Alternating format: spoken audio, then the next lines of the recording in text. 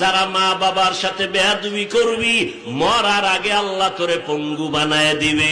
এমন অ্যাক্সিডেন্ট করবি, রাস্তায় আর হাঁটার শক্তি তোর হবে না। যদি ওস্তাদ শিক্ষকের সাথে বেয়াদবি করো, রাস্তায় হাঁটবি, পা ভেঙে যাবে, অ্যাক্সিডেন্ট হয়ে যাবে। মরার আগে যদি পঙ্গু হইয়া বিছানায় কষ্ট পাইয়া মরতে চাও, তাহলে সন্তানেরা মা বাবারে কষ্ট দাও, ও ছাত্ররা শিক্ষকের সাথে বেয়াদবি করো, ও আল্লাহর বান্দারা।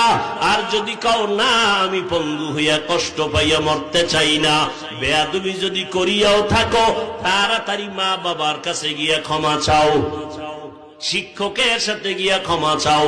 এই মোবাইলের আপন বানাইয়া মায়ের সাথে বেয়াদবি করেছো, বাবার সাথে বেয়াদবি করেছো। এই মোবাইলটারে আপন বানাইয়া শিক্ষকের সাথে বেয়াদবি করেছো, টাকা পয়সা আত্মসাৎ করেছো, চরিত্র নষ্ট করেছো। ও আল্লাহর বান্দারা, হেদায়েতের মালিক আমার আল্লাহ।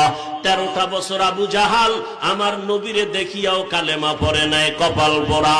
এই জমিনে আবু জাহালের মতো শক্ত পাথরওয়ালা অন্তরের কিছু মানুষ থাকবে, হাজারো বয়ানে তাদের দিল নরম হবে না, চোখে পানি আসবে না, বয়ানের পরে ভিন্ন মন্তব্য করিয়া গুনার পাল্লা ভারী করবে।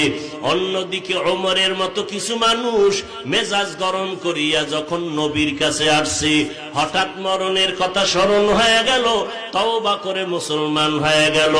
ওমরের মেজাজের মানুষ এই জমিনে যারা ঢুকবে, ময়দানে বয়ান শোনার পর হঠাৎ মরণের কথা স্মরণ হয়ে যাবে।